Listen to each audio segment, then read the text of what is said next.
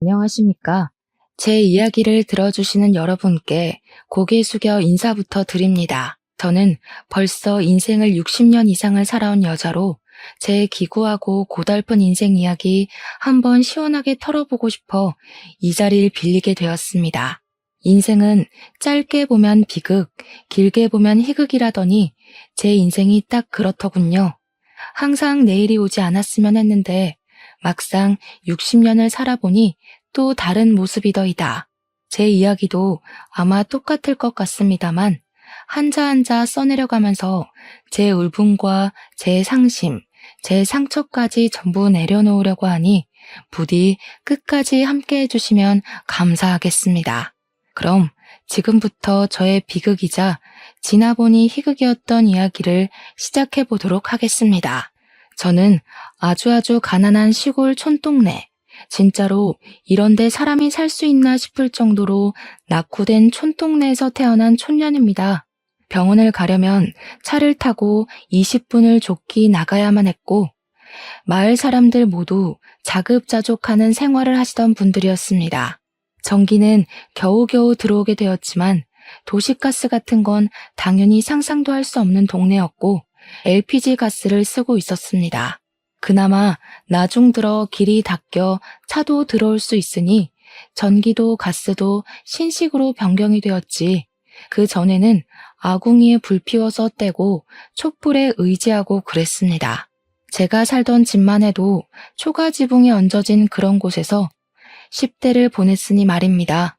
요즘은 남아있는 집도 없어서 사진이나 민속박물관 같은 곳에서만 볼 수 있는 지푸라기 엮은 초가집. 저는 정말 어려운 집안에서 자랐습니다. 가난에서 벗어나지 못하는 집안임에도 불구하고 우리 부모는 아이를 줄줄이 낳았고 맞이인 제 밑으로 딸린 동생이 셋이나 있었습니다. 막내 아들을 낳기 위해서 줄줄이 딸을 셋이나 낳았던 것이었습니다. 이름도 어찌나 성의 없이 지었는지 막순이, 순자, 끝순이, 그리고 막내 아들 정우, 이렇게 네 남매가 묵직하게 지냈었습니다. 딸들 이름에서부터 애정이 얼마나 없었는지 눈치가 있는 분들이시라면 딱 보고도 아시겠죠?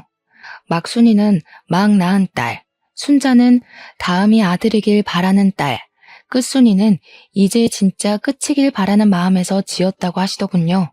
딸들이 이름으로 받을 상처는 생각도 하지 않은 채 아들 하시면서 지었다고 자식들을 앉혀놓고 이야기를 하시며 막내 아들이 잘 돼야 집안이 살아나는 거라고 했습니다.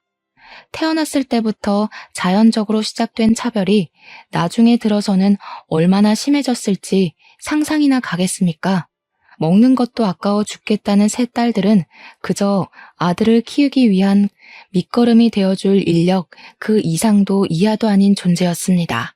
막내 아들이 태어나자마자 저희는 서툰 솜씨로 우는 아이를 달래야 했고 기저귀 하나를 갈지 못한다며 혼이 나야 했습니다.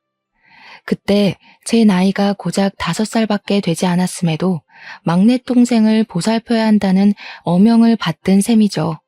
저를 비롯한 동생들은 초등학교도 제대로 졸업하지 못한 채로 밭일을 나가야 했고 강원도 총구석답게 감자를 캐야 했습니다.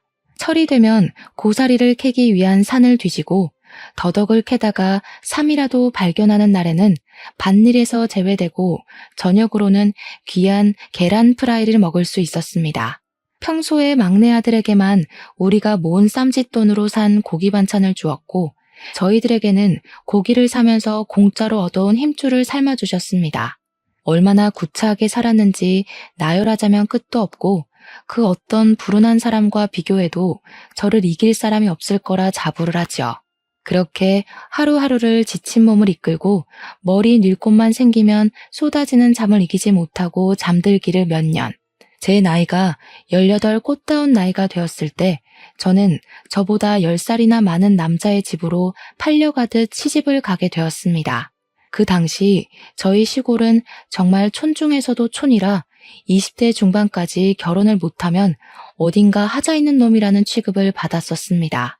다리를 전다거나 말을 제대로 하지 못한다거나 아니면 정신적으로 문제가 있는 남자들 빼고는 죄다 20살 초반에 결혼을 했거든요.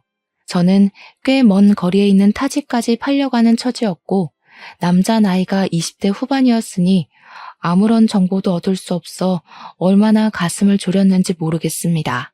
다짜고짜 부모님께서 이 남자랑 결혼을 해야 한다고 사진 한 장을 턱 내밀었을 때는 숨이 막히는 기분이 들었었죠. 저는 도망을 가고 싶은 생각을 했지만 실천하지는 못했습니다. 저에게 볼모로 딸린 여동생들이 있었으니까요. 제가 여기서 도망을 간다면 줄줄이 있는 동생들에게 그 자리가 주어질 테니 제가 희생하는 게 낫겠다는 생각이 있었습니다. 제 동생들이 저에게 도망을 가라고 했지만 저는 동생들에게 이 짐을 떠넘길 수 없다고 내가 갈 테니 너희들이라도 제대로 살아주라고 이야기를 했습니다. 그렇게 팔려가기 전날까지 동생들을 붙잡고 엉엉 울었고 눈이 퉁퉁 부어버린 저를 보며 부모는 저에게 얼굴 못나졌다며 화를 내셨죠. 결국 오지 않았으면 하는 그날이 찾아왔고 남편이 될 사람을 처음 봤을 때 저는 깜짝 놀랐습니다. 사지도 멀쩡하고 정신도 온전하고 말도 잘하고 듣는 것도 잘하는 정말 평범한 사람이었거든요. 이런 사람이 왜 나를 굳이 돈을 주고 사가나 하는 생각이 들어서 이상했습니다. 시댁 살림은 넉넉한 편이어서 우리 막내 아들 정우가 대학에 갈 수 있도록 공부도 시켜주고 등록금도 지원해주겠다고 했습니다. 남편은 충청도가 고향인 사람이었고 서천에서 고기잡이를 하는 집 아들이었습니다. 어떻게 물어물어 이 시골에 있는 저를 점찍어 갔는지는 모르겠지만 아무것도 모르는 상태로 저는 시집을 가게 되었습니다. 막내는 워낙 집에서 귀한 대접을 받으니 그렇다 쳐도 둘째와 셋째가 참으로 걱정이 되었지만 타지로 나가는 건 처음인지라 제 처지 또한 무한히 걱정이 되었습니다. 아니나 다를까 처음 시집을 가서 합방을 하는데 남편이 힘을 영 쓰지 못하는 게 아니겠습니까? 이래서 28해를 지나고도 결혼을 못했구나 싶었습니다. 몇 번을 시도해도 합방은 잘 이루어지지 않았고 남편이 힘을 쓰지 못하니 당연히 아이가 생기지 않았죠. 그 시골 사람들에게 대를 잇는다는 것이 얼마나 중요한 일인지 아시는지요? 아이가 생기지 않는다는 이유로 저는 몰매를 맞는 대역죄인이 되어야 했습니다. 시모는 저에게 일도 제대로 하지 못하는 것이 아이까지 낳지 못한다고 아주 등신을 들여놨다고 화를 내셨습니다. 고기잡이 일이라도 도우라며 난생 처음 배를 탄 날에는 정말 아무것도 못하고 뱃머리에서 구역질만 정신없이 했습니다. 제가 배를 타본 적이 없어서 몰랐는데 뱃멀미가 엄청나게 심한 타입이었나 봅니다. 정말 머리가 어지러워 두 다리를 딛고 서 있을 수가 없을 정도로 심하게 멀미를 했습니다. 저는 제 뱃속의 장기까지 토하는 줄 알았습니다. 일을 못하고 배 구석에 앉아 계속 빌빌거리고 있자 시모는 저를 한 대 두 대 손을 올리기 시작했고 나중에는 손만 번쩍 들어도 벌벌 떨게 되는 수준이 되었습니다. 저는 자아를 잃어버린 사람처럼 시키는 일만 고지곧대로 해야 하는 로봇이 되었습니다. 식사를 차리라고 하면 밥을 하느라 정신을 놓고 청소를 하라고 하면 청소를 하고 노예 같은 생활을 하다 도저히 견디지 못하겠다는 마음을 먹게 되었죠. 시집살이를 시켜도 너무 시키니까 시집을 온 지 2년째 되던 날 울면서 집으로 전화를 걸었습니다. 엄마, 나 정말 죽을 것 같아. 강원도로 다시 돌아가고 싶어요. 제발 이 집에서는 나는 지나가는 개보다 못한 취급을 받는다고요. 그러자 엄마는 저에게 화를 잔뜩 내면서 제가 지금 집으로 돌아오면 17살밖에 되지 않은 정우는 대학을 어떻게 가겠냐고 말했습니다. 시댁에서 매달 집으로 돈을 보내주어서 정우가 모자람 없이 공부도 하고 동생들도 배부르게 먹으며 살고 있다고 하더라고요. 제가 여기서 버텨야 그 돈이 계속 지급이 될 거고 정우도 대학을 번듯하게 나와야 나중에 집안을 위해 힘쓰지 않겠냐고 하더군요. 저는 너무나도 서운하고 눈물이 왈칵 쏟아졌습니다. 그 뒤로는 집에 전화하는 것도 기피하게 되었습니다. 전화를 해봐야 위로의 말을 듣기는커녕 제 처지를 실감하는 비수만 꽂혔으니까요. 간혹가다 동생들이 전화를 받을 때만 통화를 했는데 동생들이 하는 말이 막내가 벌써부터 사고만 치고 다니고 공부도 쥐뿔 못한다고 하더라고요. 그러면서 저에게 늘 배가 고프다고 매달 저희 시댁에서 보내주는 돈으로 막내 동생에게만 고기를 사준다고 서럽다고 하더라고요. 저에게는 동생들이 배부르게 먹고 있다고 했는데 그게 모두 거짓말이었던 겁니다. 생각보다 결혼 장사가 부모 욕심에 차지 않았는지 순자는 20살이 되자마자 공장에 취직을 하게 되었습니다.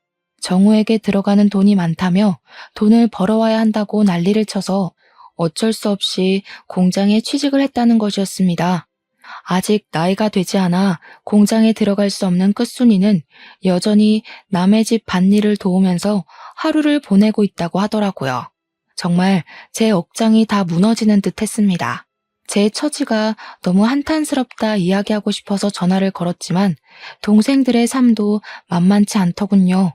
저는 결국 동생들에게 언니는 잘 지내고 있으니 너희는 조금만 버티다가 도망이라도 가라고 언지를 주었습니다. 저는 시댁에서 온갖 구박을 다 당하며 살고 있었지만 제 슬픔을 동생들에게 굳이 티내지 않았습니다. 그러던 어느 날 운명처럼 사건이 생기게 되었습니다. 고기잡이를 나갔던 시부모 둘이 사고를 당하게 된 것이었습니다. 그날은 태풍이 북상하고 있다는 태풍 예보가 한 차례 나온 날이었는데 고기잡이 배들은 정박을 하고 바다 근처에 가지 말라는 경보까지 울렸습니다. 하지만 다른 배가 뜨지 않으니 본인들이 후다닥 나가서 한 타임만 쓸고 오면 된다고 시모가 욕심을 바락바락 부린 것입니다. 남편은 태풍이 분다고 하니 위험하다고 고기잡이를 나가지 말자고 몇 번이나 말렸지만 시모는 그런 남편에게 그러니 네가 물러 빠진 거라고 욕을 퍼부었습니다. 나가서 일하겠다는 사람이 없으니 30분 이내로 돌아오겠다며 시부와 시모만 배를 타고 나갔습니다. 저에게도 같이 가자 몇 번이나 요구를 했지만 남편이 뱃멀미도 심한 사람인데 나가봐야 도움도 안 된다고 해서 저랑 남편만 두고 떠나셨습니다. 하지만 예상보다 빠르게 진입한 태풍으로 인해 파도는 너무나도 셌고 고기잡이 배는 전복이 되었고 시부와 시모는 시신조차 찾을 수 없게 되었습니다. 욕심을 부리더니 고기밥이 된 것이라며 마을 사람이 모두 입을 모아 그들의 우매함을 꾸짖었습니다. 갑자기 일어난 사고에 저와 남편은 놀라서 입을 다물 수가 없었고 시신 없는 장례를 치러야 했지만 솔직히 저는 속으로 너무 기뻤습니다. 저를 구박하던 두 사람이 한순간에 사라진 것도 그렇고 천벌을 받아 지옥으로 떨어졌을 거라 믿어 의심치 않았거든요. 문제는 장례를 다 치르고 나서 유일한 밥벌이 수단이었던 배가 사라지고 나니 우리 남편이 할 일이 사라진 것입니다.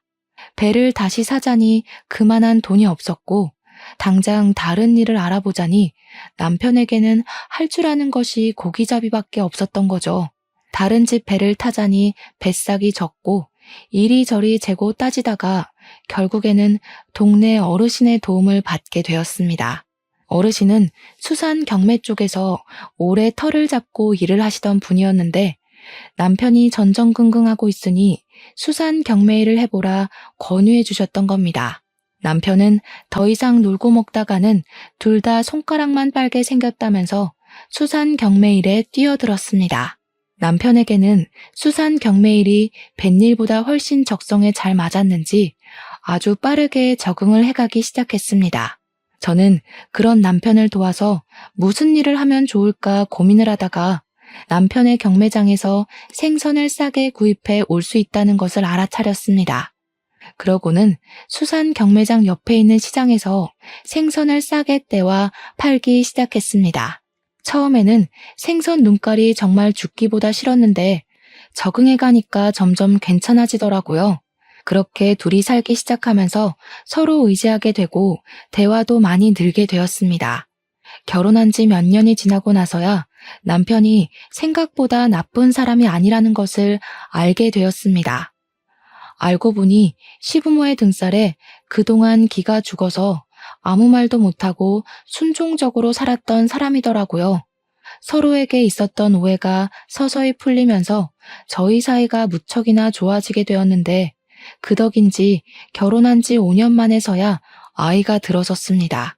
그동안 남편은 정신적인 압박으로 인해 모든 것이 잘 되지 않았다고 했습니다. 시부모가 사라지면서 그런 압박에서 벗어나게 되니 저희도 순조롭게 임신이 되었던 겁니다. 제 나이 23살에 임신을 했고 24살에 떡두꺼비 같은 아들을 낳았는데 남편이 아이를 보자마자 눈물을 뚝뚝 흘리면서 시부모 생각이 절로 난다는 겁니다. 우리 부모님이 이 아이를 봤어야 했는데 하면서 우는데 이상하게 정남이가 뚝뚝 떨어지더라고요. 아무튼 제가 출산했다는 소식에 우리 부모님이 염치도 없이 병원으로 찾아와 주셨고 아주 황당한 소리를 하시더군요. 우리 딸이 죽을 고비를 넘겨가면서 아들을 출산했으니 출산 기념으로 돈 좀 주고 해야 하는 거 아닌가? 대를 이을 아들을 떡하니 낳았는데 한 푼도 안 주면 서운하지 않겠나? 그게 무슨 소리야? 도대체 병원까지 와서 왜 나를 수치스럽게 만드는 거야? 말 맞다나 아들을 낳은 건 난데 돈은 왜 엄마랑 아빠가 챙기겠다는 거예요? 그런 소리 하지 말고 조용히 가세요. 이게 어디 지 부모한테 눈을 바락바락 뜨고 덤벼? 너 낳아준 게 누구야? 나야 나.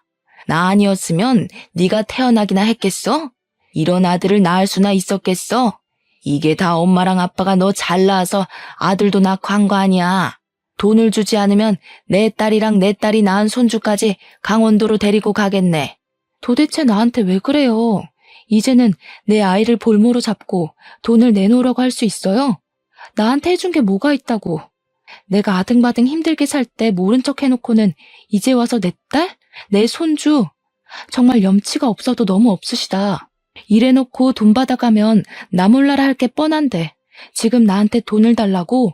우리 부부한테 용돈을 줘도 모자랄 판에 애를 볼모로 잡고 돈을 달라고? 네가 이렇게 강짜를 부려봐야 우리한테 씨알이나 먹히겠나? 장서방, 우리가 손주 데려다가 키울 테니 돈 마련되면 보내도록 해. 우리가 못할 줄 알고? 내 핏줄 섞인 손주인데 우리가 애 데리고 갈 수도 있지. 돈 준비해 당장. 그러더니 포대기에 쌓인 아이를 냅다 들고 병실 밖으로 나가는 게 아니겠습니까?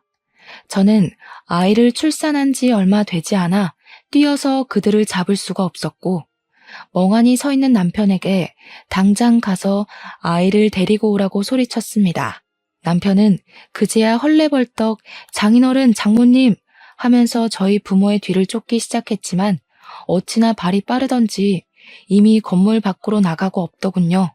어떻게 눈을 뜨고 아이를 바로 앞에서 빼앗길 수 있는지, 아니 고작 돈 몇 푼에 눈이 멀어서 손주를 그렇게 납치할 수가 있는 건지 어이가 없었습니다. 정말 화가 나서 저는 간호사 선생님에게 아이가 납치되었다고 빨리 경찰에 신고를 해달라고 말씀을 드렸고 간호사 선생님도 놀래서 신고를 해주셨습니다. 저는 초조하게 남편이 돌아오기만을 기다렸는데 출동한 경찰이 저에게 아주 충격적인 소식을 전해주었습니다.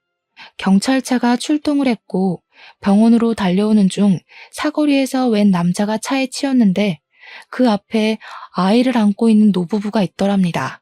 경찰이 왠지 신고 접수가 되었던 아이 납치 사건의 용의자라 생각이 되어서 부모를 경찰차에 태워 경찰서로 데리고 갔다고 했어요. 그러면서 아이를 데리고 왔더라고요. 포대기에 쌓인 아이는 우리 아이가 틀림없었습니다. 그렇다면 차에 치인 남자는 바로 제 남편이지 않겠습니까? 너무 놀라서 차에 치인 남자는 어떻게 되었냐고 물어보니 고개를 푹 숙이더라고요. 남편이 횡단보도 신호가 끝나갈 무렵 납치 용의자를 쫓기 위해 무단 횡단을 하다가 차에 치여서 지금 이 병원 응급실로 이송이 되었지만 사망을 했다고 하는 겁니다. 현장에서 즉사를 한 것 같다고 설명을 하는데 도무지 이게 꿈인지 현실인지 구분이 가질 않더라고요. 몇 번을 경찰을 붙잡고 지금 제 남편이 죽었다는 게 사실이냐고 물었는데 경찰은 계속해서 고개만 푹 숙이고 죄송합니다. 고인의 명복을 빕니다만 반복했습니다. 가족이라는 이유로 우리 부모는 풀려나게 되었고 아무런 처벌도 받지 않았습니다. 남편이 무단 횡단을 하다 사고를 당한 것이므로 남편의 죽음에 대한 죗값은 아무도 치르지 않았습니다. 갓 태어난 아기를 안고 엉금엉금 기어 장례식장을 내내 지키고 있는데 정말 꿈 같아서 눈물 한 방울이 나오지 않더군요. 장례식장에 뻔뻔하게 나타난 부모라는 사람들은 미안하다는 말 한마디 없이 국화꽃 하나 올리고는 사라지더라고요. 정말 천벌받아 마땅한 인간들이라는 생각이 머릿속에서 떠나지 않았습니다. 저는 졸지에 과부가 되고 남편의 장례식을 아픈 몸으로 끝마치게 되었죠. 그래도 최근에는 사이가 참 좋았었는데 참 서글퍼지더군요. 아무리 시집살이를 당하는 동안 제 편 한 번 들어준 적 없는 무심한 놈이었다지만 시부모가 돌아가신 이후에는 사이가 달라져 정이 붙었나 봅니다. 그렇게 원하던 아들까지 낳았는데 우리 아들 커가는 것 한번 지켜보지 못하고 이리 허무하게 떠날 줄 알았겠습니까? 남편을 바다에 뿌려주고 나서야 빈자리가 실감났고 우리 아들을 어떻게 키워야 할지 참으로 막막했습니다. 서러운 와중에 우리 부모가 다시 나타나서는 애까지 데리고 어디 가서 뭐해 먹고 살 거냐며 본가로 들어오라고 막무가내로 굴었습니다. 저는 아무런 힘이 남아있지 않은 상태였기에 그대로 끌려서 강원도에 틀어박히게 되었죠. 본가에 가서 딱 3일간 죽은 사람처럼 지내고 있으니 저에게 사태질을 하며 정신 차리라고 돈을 벌어오라고 화를 냈습니다. 갓난아기를 업어 키우기도 모자란 시간에 돈을 벌어오라고 하루 종일 난리를 쳐대니 매일매일 지옥이 따로 없었습니다. 제가 서천에서 지내는 동안 둘째와 셋째마저 팔려가듯 시집을 가게 되었더라고요. 그들에게서 받은 돈으로 막내 아들 정우의 뒷바라지를 하고 있었는데 이놈이 대가리도 나쁜지 대학 시험에서 낙방을 하고 있었습니다. 재수를 한다, 삼수를 한다 하며 집안에 있던 돈은 다 털어가더니 결국에는 계속된 실패에 술독에 빠져 살고 있더라고요. 우리 부모는 그때에도 정신을 차리지 못하고 술을 퍼먹는 아들의 술값을 대주고 있었습니다. 저는 결국 이 집안의 생계를 책임져야만 했고 우리 아들에게 먹일 분유값이 필요했기에 매일같이 밭일을 나가 하루 일당을 벌어오게 되었습니다. 아기가 차라리 조금만 더 컸어도 공장에 취직이라도 할 텐데 아직 너무 아기라 떼어놓고 10시간씩 일을 하는 건 무리였습니다. 그렇게 악착같이 버텨가며 1년을 보내고 우리 아들이 돌이 되었을 무렵 정우는 4번째 대학 입학시험에서 낙방을 했습니다. 그러자 그렇게 믿어 의심치 않던 우리 부모도 정우에게 막말을 쏟아부으며 탓을 하더라고요. 에라이 돌대가리야. 여태까지 너 공부시킨다고 쏟아부은 돈이 얼마인 줄 알아? 그 돈이었으면 우리 아파트 샀다. 다 썩어 빠진 집에 살면서 네 뒷바라지를 그렇게 했으면 떡하니 대학 붙어서 의사가 되어야지. 허구한 날 술만 처먹고 공부는 하지도 않고. 그래서 어떻게 의사가 돼서 우리를 호강시켜줄 셈이냐? 그 말에 동생은 엄청나게 화를 내며 집안을 뒤집어 엎기 시작했습니다. 정말 고래고래 소리를 지르며 집안 집기를 다 던지는 바람에 우리 아기가 깨서 엉엉 울기 시작했죠. 내가 언제 의사가 되겠다고 했어? 그게 다 엄마 아빠 욕심이었지. 나는 그냥 대충 살다 대충 죽으려고 했다고. 그리고 술값 대준 게 언젠데? 언제는 나보고 스트레스 풀 겸 술이나 마시라더니 왜 이제 와서 딴소리야? 내가 언제 의사한다고 했어? 그리고 애새끼는 왜 이렇게 울어대는 거야? 정신 사납게. 이딴 집구석에서 공부를 하라고? 퍽이나 되겠다. 우리 아이가 엉엉 우니 부모도 정우도 애 때문에 정신 사납다며 화를 냈고 저는 그 밤늦은 시간에 아이를 업고 밖으로 나왔습니다. 애를 달래서 잠이 들면 다시 집으로 조용히 들어가 몸을 뉘어야겠다 생각하며 애를 업고 동네를 한 바퀴 두 바퀴 돌기 시작했죠. 자꾸만 히끗히끗하며 우는 아들 녀석 때문에 저는 2시간 동안 쉬지 않고 마을을 걸으며 돌아다녀야 했어요. 겨우겨우 잠이 든 기색이 보이자 집으로 슬슬 걸어가고 있는데 웅성웅성 사람들이 몰려드는 소리가 들려서 뭔가 싶었죠. 그런데 글쎄 낡은 나무에 지푸라기가 얹혀져 있던 썩어 빠진 우리 집이 활활 불타고 있는 게 아니겠습니까? 저는 너무 놀라서 아이를 업고 있다는 것도 까먹고 다리에 힘이 풀려 그 자리에 주저앉고 말았습니다. 총구석에서도 아주 구석진 곳에 덜렁 있던 집이라 다른 집에는 피해가 가지 않았지만 그만큼 소방차가 들어오는데 시간이 오래 걸렸습니다. 겨우겨우 불을 끄고 소방관들이 들어가서 사상자가 있나 살피고 있는데 글쎄 불에 탄 시신 3구가 나왔다는 겁니다. 불에 새카맣게 타버려서 신원 확인을 하려면 오래 걸릴 것 같다고 하는데 제가 우리 부모와 막내 동생 같다는 이야기를 했습니다. 그러자 주변에서도 너도 나도 증언이 이어지기 시작했습니다. 다 깨부수는 소리가 났다. 너 죽고 나 죽자 하는 소리를 들었다. 하도 시끄러워서 찾아오니 불이 났더라. 원래 저 집 아들이 술 먹으면 개가 되는데 오늘 저녁쯤에 술병 4-5개 들고 집에 가는 걸 봤다. 지 부모 맨날 죽이겠다고 협박도 했잖아 하는 증언들이여. 늦은 밤이라 조용한 산골 마을에 모든 소리가 울려 퍼졌나 보더라고요. 저는 참고인 자격으로 경찰서에 가서 조사를 받게 되었습니다. 내내 밭일을 하고 잠도 제대로 자지 못해 꾸벅꾸벅 졸면서 조사를 받는데 있는 그대로 전부 이야기를 했죠. 동생이랑 부모가 다투는 소리에 애가 깨는 바람에 어쩔 수 없이 다시 재우려고 밖으로 나왔다고요. 처음에는 제가 나가고 얼마 있지 않아 사고가 나서 그런지 저도 용의자로 올라갔었는데 제가 애를 안고 마을을 내내 돌았고 딱히 협의점을 찾을 수 없는지 풀어주더라고요. 저는 모든 게 까맣게 타버린 집으로 돌아가 아무것도 건지지 못하고 오갈 곳 없는 신세가 되었습니다. 그러던 도중 남편이랑 저랑 살던 전셋집이 생각이 났습니다. 부랴부랴 부모 손에 이끌려 강원도로 오느라 짐도 빼지 못하고 전세 기간도 남아있던 그 집 말입니다. 전셋집에 찾아갔더니 다행히도 집주인분께서 다음 달에 전세가 만료된다고 하시면서 재계약을 할 거냐고 저에게 물어보시더라고요.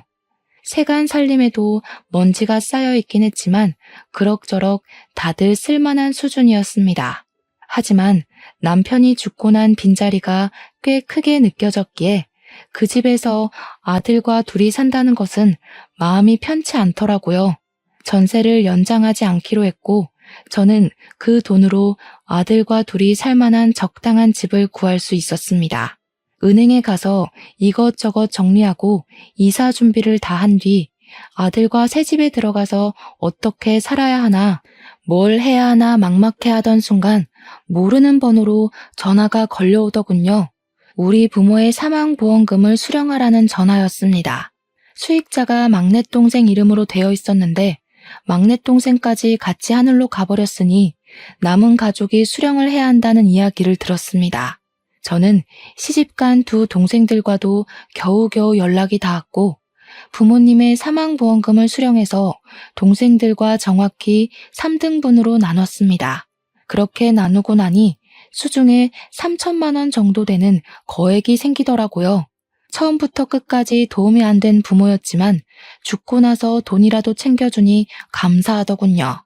동생들과 돈을 나누며 우리 부모는 천벌 받은 거라고 아들이랑 같이 하늘나라에 가서 오순도순 살라며 낄낄거리고 헤어졌습니다. 그렇게 예상하지 못했던 보험금을 수령하고 나니 우리 남편의 사망보험금은 없었나? 하는 생각이 들어서 이리저리 보험회사를 돌며 알아보게 되었습니다.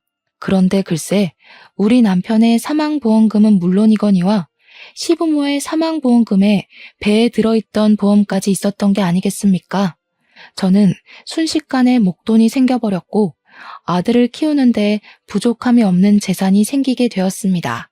저를 괴롭히던 모든 것들에게서 불을 얻게 되고 이게 꿈인지 생시인지 통장에 찍힌 돈을 보면서 눈만 껌뻑거렸습니다.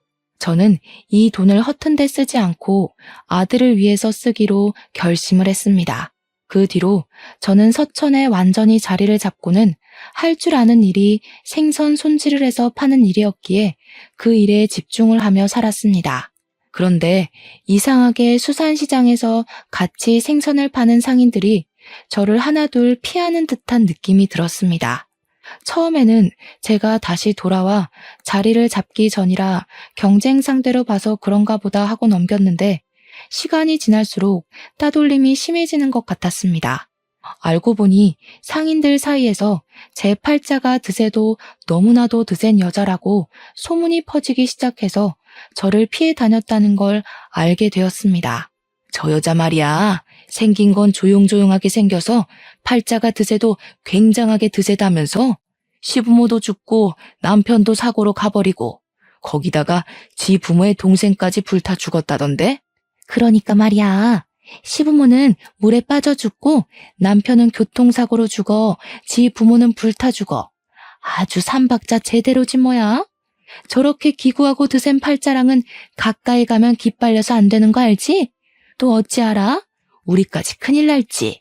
그런 이야기가 돌고 돌아 결국에는 제 귀에까지 들어오게 된 것이었습니다.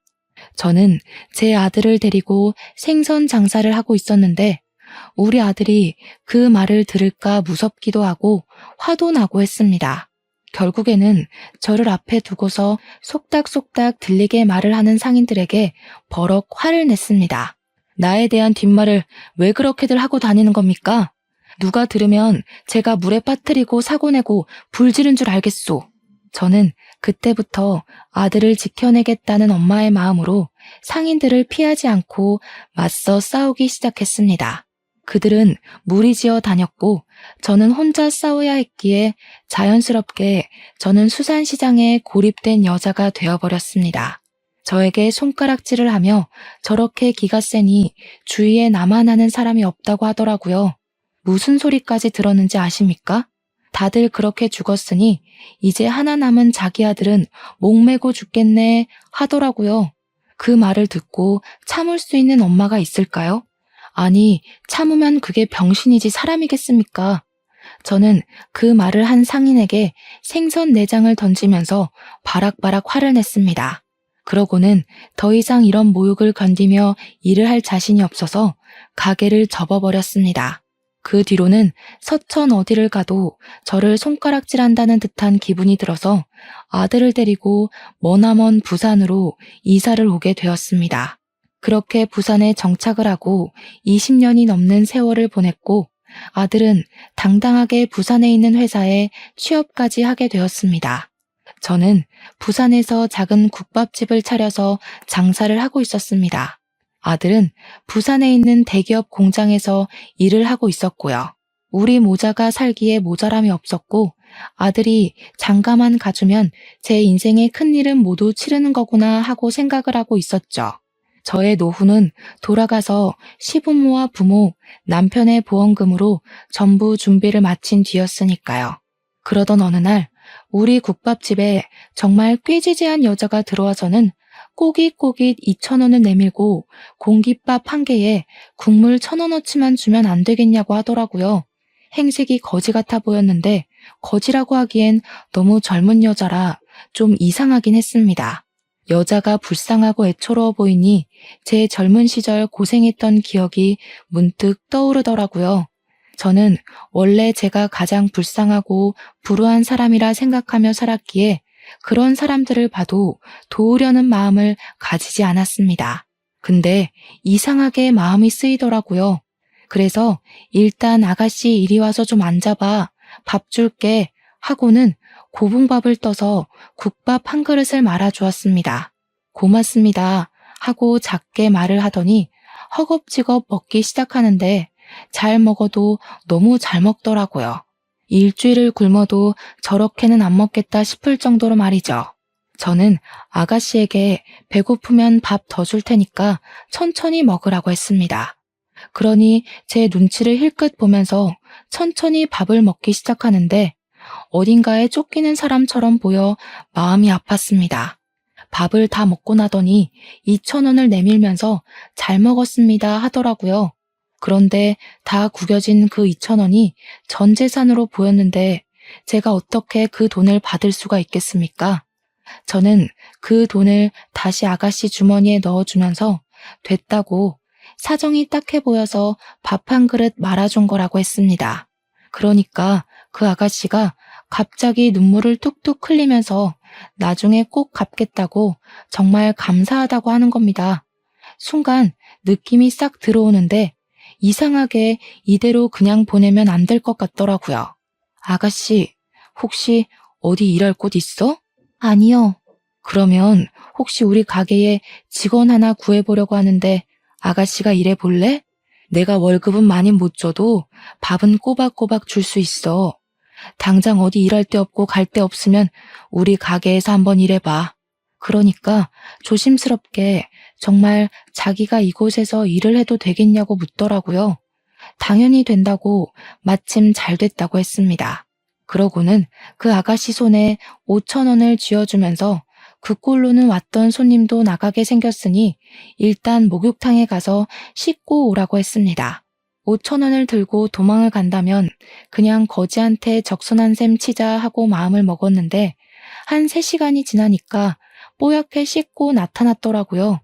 하지만 갈아입을 옷이 없었는지 그 더러운 옷을 그대로 입고 온 게 아니겠습니까? 내가 여벌옷이라도 챙겨줬어야 했는데 정신이 없었네. 저희 가게에는 제가 아침부터 일찍 나와 육수를 우려내고 쉴 공간이 필요해서 마련해둔 작은 쪽방이 하나 있었습니다. 거기에 옷까지 몇 벌을 두고 땀이 나면 갈아입고 했었는데 그 옷이 생각이 나서 아가씨에게 하나 건네주었죠. 제가 입던 옷이라 조금 촌스럽긴 했어도 워낙 곱게 생긴 아가씨라 그런지 그럭저럭 잘 어울리더라고요.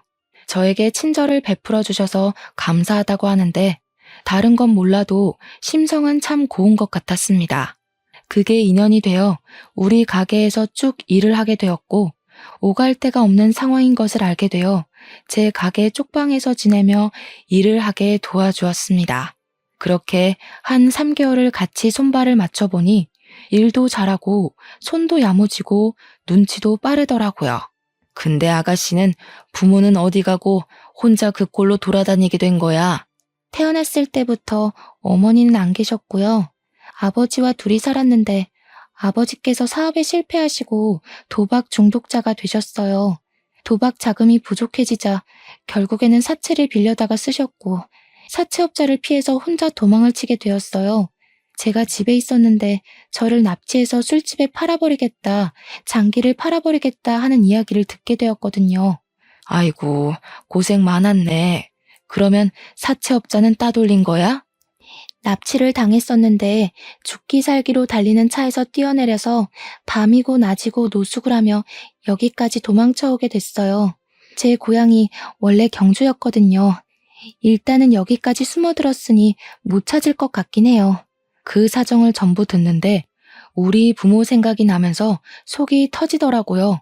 저는 어떻게든 아가씨에게 도움을 주고 싶어서 우리 국밥집 단골 변호사한테 물어보니까 그런 빚은 상속을 포기하면 된다고 하더라고요. 원래 부모의 빚을 자식이 갚을 의무가 없다고 하길래 저희는 당당하게 나가기로 했습니다.